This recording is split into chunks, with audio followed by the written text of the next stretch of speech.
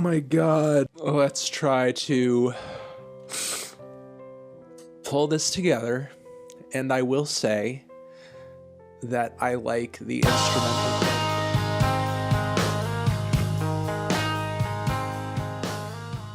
In all my years of emo, I've never seen a band as loved and as hated as Mom Jeans. I even felt this way before all the Bart stuff blew up on Twitter. When it comes to Mom Jeans, I feel like for every stan they have, they also have one hater with that same type of energy. You can even find threads on Reddit of people seeking to understand why people hate Mom Jeans so much. Today we're going to talk about why people love and hate Mom Jeans so much and figure it out once and for all. There's a lot of ground to cover here, so make sure you got something to chew on or sip on before we start.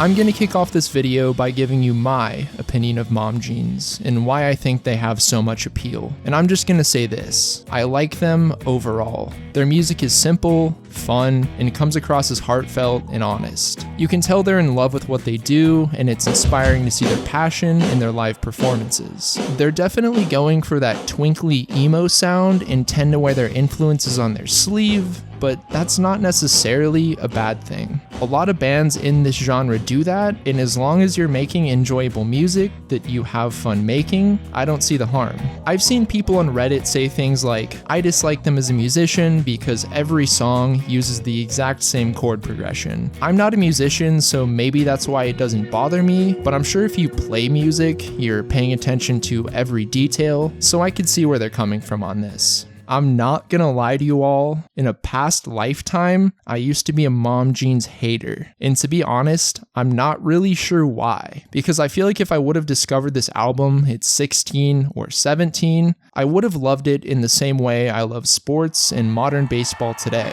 I still think Mom Jeans is overrated in the sense that they'll never be able to live up to the pedestal that people place them on, but that's not meant in a negative way at all. It's just an observation. When it came to my initial opinion of Mom Jeans, I think what it came down to was I was just being an asshole, and I don't even know why. Because I remember in summer 2017, my friend Ross and I were sitting in my car, chilling in the almond orchard, surrounded by trees, and he was like, dude, have you heard of Mom Jeans? And starts playing Death Cup. And I remember I was almost like kind of mad, and again, I don't even know why, but I remember not too long after that, I basically called myself out on having an illegitimate opinion of the band and not really giving them a fair shake, and after opening my ears and letting this album fill them, I began to realize I was wrong. For me, what it comes down to is they're just a fun band that's fun to listen to. I'd agree that this album feels very rushed and could have been a lot better, but I feel like they just got caught up in wanting to put out a new album, and looking back they realized their mistakes on Puppy Love.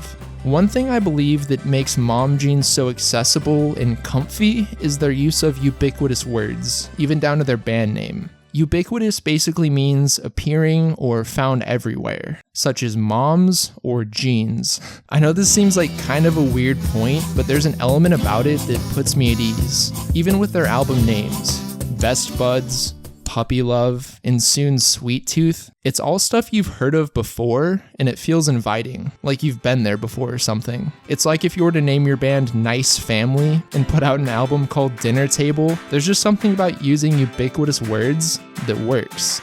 Aside from their fun, twinkly riffs, the lyrical content that accompanies their songs also lends to their accessibility. There's no better introduction to their lyrics than the opening line to their debut LP. I think it's about time that I warned you I might cry in front of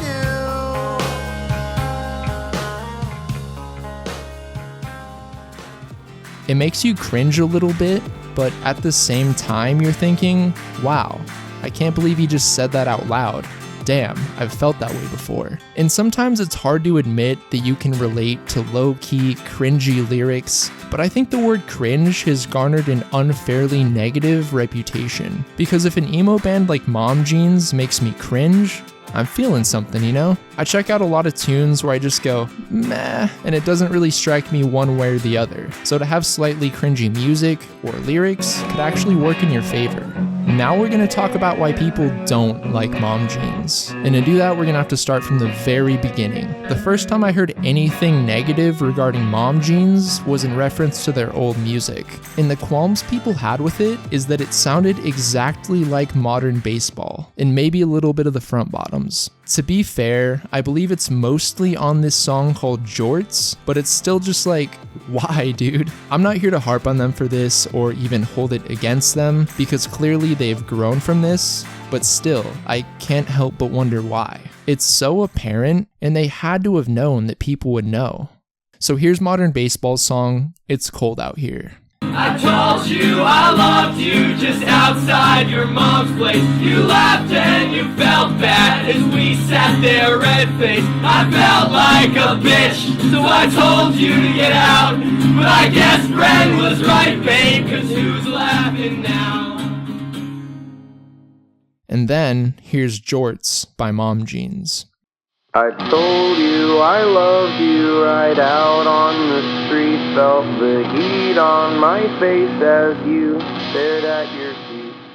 It's the same melody, even the same words at parts. It's really interesting, honestly. But like I said, that can be overlooked. I'm not sure why they did it, but whatever, you know? Let's get into why people dislike them currently in terms of their musical content. This question was posted on Reddit in June of last year, and one of the responses contains a one-liner that I believe unlocks a lot of the mystery. And that line reads, "They're an average band that has a good grasp on their meme game." I think that's the way a handful of the emo community feels, almost like they receive more recognition than they deserve, as in any band could easily hypothetically have the same attention that they have because that other band in question is just as good in their eyes, if not better.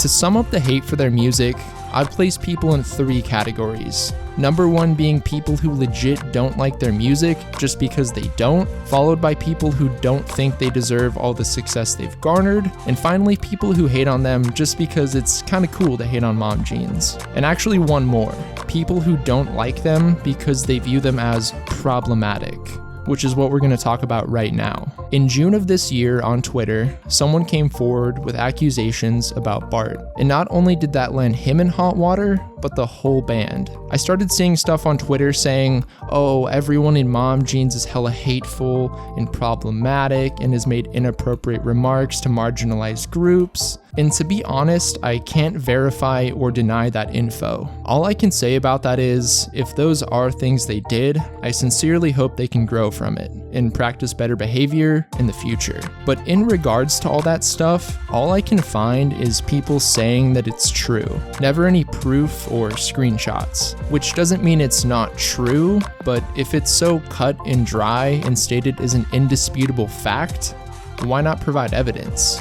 So at this point in time, the original accusations against Bart have been deleted, as well as the account they were tweeted from. The person in question who accused him was someone who he'd apparently gone to high school with. Bart was accused of bullying, almost driving this person to suicide, and lots of morally reprehensible things. He was also supposedly part of this Facebook group called Burn Book Clovis East, which the girl who accused Bart supposedly made herself, and in that group, people would allegedly encourage the bullying and harassing of others, like on Mean Girls. But getting back on track, Bart was accused of saying terrible things, mistreating this person, and being an active member in the Burn Book group. There's only one screenshot I could find from this, and in the post, Bart calls someone named Makakula a dog-faced whore. So Bart responds to these accusations with a Twitter post basically saying, yo, what the heck?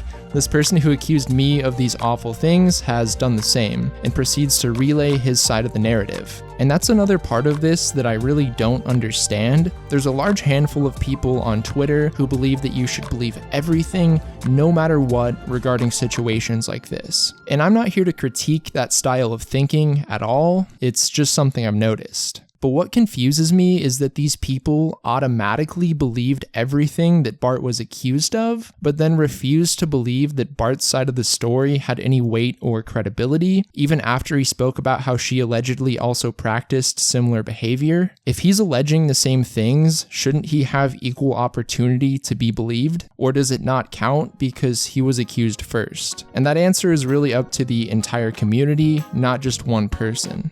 My take on the situation is that both parties have some substance and truth to their stories, and that there really isn't a side to pick. I believe they were both probably crummy to each other in high school and did/said some rancid stuff. However, considering that these alleged events occurred over 10 years ago, I believe there are two important things to keep in mind. Number one being, what is Bart's behavior like today? And number two, for the person who accused him, what's their behavior like today? And as long as both parties have grown and learned from these adolescent experiences, I don't see why they both couldn't go on to have fruitful careers. I find it insane that people are under the impression that you can't grow and change from something like this, especially from events that transpired during your early years of high school when you were 14 to 15. And it's also worth noting that the person who accused Bart was reportedly 17 at the time. And I don't say that to excuse or minimize any of the accusations, I just say that as a matter of fact.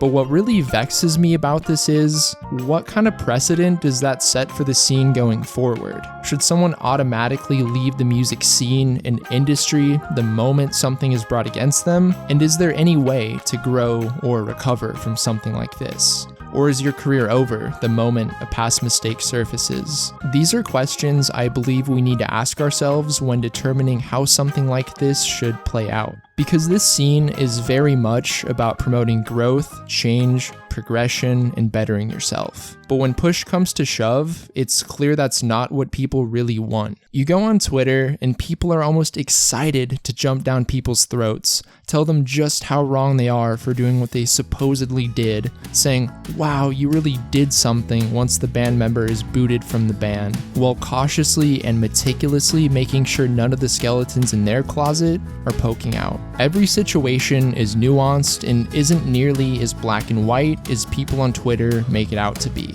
Are there times when someone should be booted from a band for doing wrong? Yes, absolutely. But I also believe there are times when a musician can make a mistake and grow from it.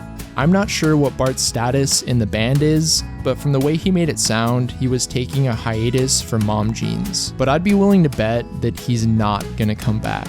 When it comes to the accusations against Bart, I urge you to form your own idea on what happened and what you think should happen next. When it comes to Mom Jeans, I truly don't believe they're the monsters people on Twitter make them out to be, but at the same time, that's also coming from someone who doesn't personally know them. But then again, at the same time, the people saying that stuff on Twitter probably don't know them personally either. My advice is, if you like Mom Jeans, listen to them. If the stuff against Bart and all the Twitter accusations are too much for you, then don't listen to them. It's all about finding what works best for you as a person. Alrighty, my mates, I hope you have an awesome rest of your day. Thank you for watching.